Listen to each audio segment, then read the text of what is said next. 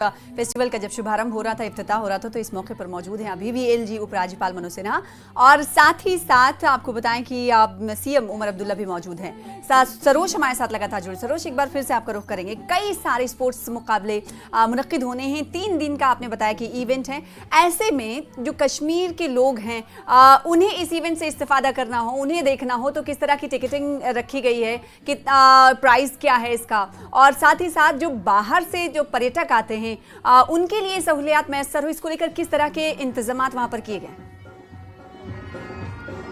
देखिए, आपको बताते चले लेकिन साथ ही साथ आपको दृश्य दिखाते रहेंगे क्योंकि कमाल के दृश्य हैं ये सना यहाँ से। आपको बताएं कि देखें, अभी अगर आप बात करें यहाँ पर सबसे पहले तो जो इंतजामात रखे गए, भले वो एथलीट्स के हवाले से आप बात कर लीजिए या सपोर्ट स्टाफ साथ आया हुआ है बाज़ाबिता जम्मू कश्मीर स्पोर्ट्स काउंसिल की तरफ से, क्योंकि इस नौइयत के इवेंट्स पहले भी किए गए हैं तो उनकी तरफ से इंतजाम जो है वो बाज़ाबिता रखा है यहाँ पर जी। और वही जो आप पहला सवाल पूछ रहे थे कश्मीर के हवाले से, आप प्लीज़ वो रिपीट करें। मेरा सवाल ये था कि इंतजाम किस तरह के हैं, चाहे वो कश्मीरी लोग हों, मकामी लोग हों या पर्यटक हों, अगर वो इस वाटर स्पोर्ट्स का आनंद लेना चाहते हैं तो किस तरह के इंतजाम, और अगर टिकट के हवाले से फराहमी की गई है तो इस के प्राइसिंग के हवाले से भी जानकारी दीजिएगा।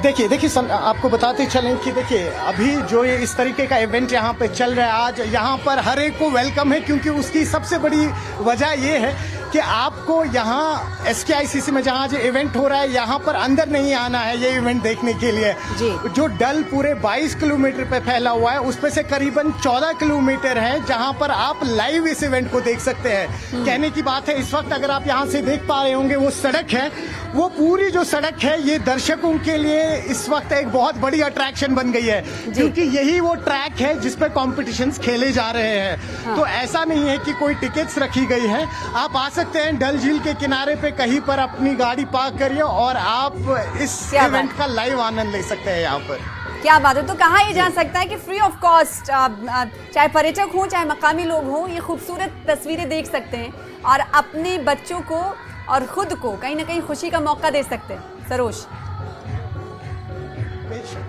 बेशक सना, और देखिए जिस तरह से मैं आपसे फिर रिपीट करूंगा बाइसरन को, क्योंकि जिस तरीके से बाइसरन का इम्पैक्ट पड़ा उसके बाद अभी तक हकीकी माने में कहीं ना कहीं कश्मीर उभरा नहीं है। उस चीज से कोशिशें चल रही हैं, बिल्कुल उस बात को डिनाई नहीं किया जा सकता है, लेकिन अब आज जिस तरह से मैं आपसे कह रहा था, इस तरह का जब इवेंट होता है यहाँ पर, जैसे आपने कहा कि अपनी फैमिलीज को लेके बाहर आते हैं, तो कहीं ना कहीं जो 22 अप्रैल से पहले के हालात थे यहाँ पे, जब इस तरह के इवेंट होते हैं तो कहीं ना कहीं एक आस जगती है, स्पेशली जब आप रात में ओपन एयर में एक नेशनल लेवल का कॉम्पिटिशन देखते हैं, वो भी फ्री में। तो डेफिनेटली कहीं ना कहीं उम्मीद यही है कि आने वाले 3 दिनों के लिए भी इसी तरह की रंगत रौनक यहाँ लगी रहे। और सबसे बड़ी बात है, जो स्पोर्ट्स को एक होलिस्टिक पुश मिला है पिछले 4-5 साल में, वो बरकरार रहे। सना, बिल्कुल, ये खूबसूरत नजारा सरोज कफील हमें दिखा रहे हैं डल झील से, जहां पर ये कश्तियां आप शिकारे को देख पा रहे हैं, जगमगाती हुई कश्तियां हैं, और ऐसी उम्मीद की जाती है कि ऐसे ही जगमगाता रहे जम्मू कश्मीर और किसी की नजर ना लगे। जिस तरीके से 22 अप्रैल को एक घटना घटी थी जिसने पूरे देश को सकते में डाल दिया था, हैरान परेशान कर दिया था और बहुत बड़ा गम दिया था कहा जाए, और उसके बाद से अब पटरी पर लौट रही जिंदगी, और इसीलिए ये अलग अलग तरह के प्रोग्राम अगर इंतजामी सतह पर कहें तो इंतजामिया के हवाले से कराए जा रहे हैं। और ये 3 दिनों का जो वाटर स्पोर्ट्स फेस्टिवल है,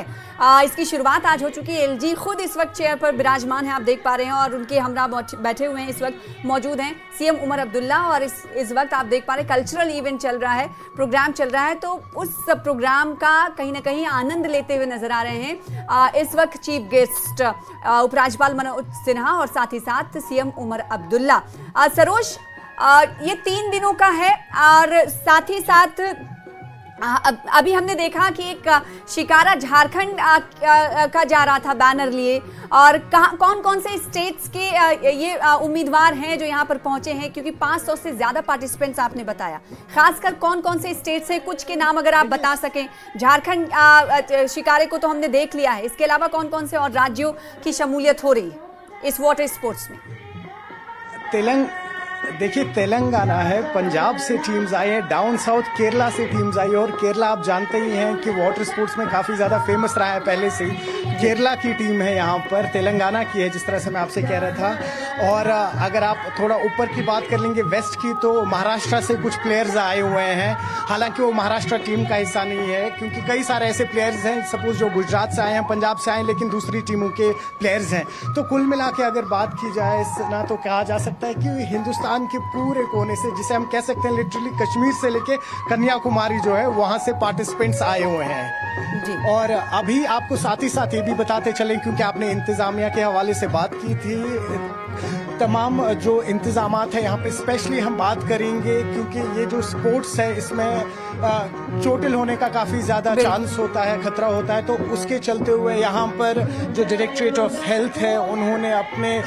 इमरजेंसी फर्स्ट एड टेंट्स लगाए हुए हैं, साथ ही साथ फायर एंड इमरजेंसी की तरफ से भी यहाँ पे डिप्लॉयमेंट की गई है। एसडीआरएफ एनडीआरएफ की टीम जो है वो लगातार गश्त कर रही हैं पूरे डल लेक में जी। और जिस तरह से मैं आपसे कह रहा था, 3 दिन का ये उत्सव जो है, उम्मीद यही है कि इससे कहीं ना कहीं वो कश्मीरी भी इंस्पायर हो जिन्हें अपॉर्चुनिटीज़ की कमी लगती है यहाँ पर, और कहीं ना कहीं जब उनके पास डल लेक जैसा एक एहसास है, एक इतना बड़ा खजाना है, उसको कैसे यूटिलाइज करके अपने आप को भी कहीं ना कहीं मोल्ड करके स्पोर्ट्स की तरफ रागिब किया जाए, स्पेशली वाटर स्पोर्ट्स की तरफ, क्योंकि फ्यूचर है वाटर स्पोर्ट्स। तो कहीं ना कहीं उम्मीद ये भी रहेगी सना। बिल्कुल, और इसीलिए हमने कई ऐसे वाटर स्पोर्ट्स के जो माहिर हैं जो जम्मू कश्मीर से निकले हैं, और कश्मीर का परचम अंतर्राष्ट्रीय स्तर पर हमने देखा कि वो लहराते हुए नजर आए हैं। और तो ऐसे में जब इस तरह के इवेंट्स होते हैं तो जाहिर सी बात है मकामी लोगों को और उन्हें जोश मिलता है, और वो अपने बच्चों को इस तरफ गामजन करने की तरफ सोचते भी हैं, जैसा कि सरोज ने कहा। सरोज,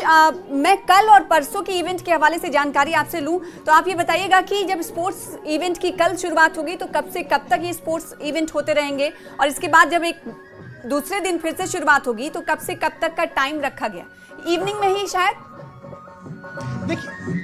देखिए मुख्तलिफ गेम्स है सना। देखिए आज जो टूर्नामेंट का पहला राउंड हुआ, वो पहले एक प्रैक्टिस सेशन थी जहां पे इनको ट्रैक के ऊपर लिया गया, थोड़ा वाकिफ कराया गया कि डल लेक की जो वाटर बॉडी है वो किस तरह की है। उसके बाद अब जो आप एक्चुअल रेसेस की बात कर रहे हैं, तो मैंने आपसे कहा 5 ऐसी मेन कैटेगरीज है जिसमें इस टूर्नामेंट को तकसीम किया गया है, जिसमें कयाकिंग है, जिसमें कैनोइंग है, रोइंग है, ड्रैगन बोट रेस है, शिकारा रेस है। तो 5 जो ये मेन एलिमेंट्स रहेंगे, इनकी रेसेस जो हैं वो सुबह 9:30-10 बजे के करीब शुरू होते हुए 12-1 बजे तक ख़त्म हो जाती है। उसके बाद फिर लंच के बाद फिर से कुछ रेसेस जो होती हैं वो और शुरू हो जाती हैं। तो बेसिकली इन्हीं 5 रेसेस को इन तमाम टीम्स में तकसीम किया गया है, जो कोशिश होती है कि 4 से 5 बजे तक ख़त्म हो जाए। अब आज चूंकि पहला दिन था, उसके चलते हुए पहला लेग जो है वो सुबह शुरू हुआ करीबन 10:30 और 2 बजे ख़त्म हो गया था। और आज स्पेशल इवेंट के लिए आप देख रहे होंगे इस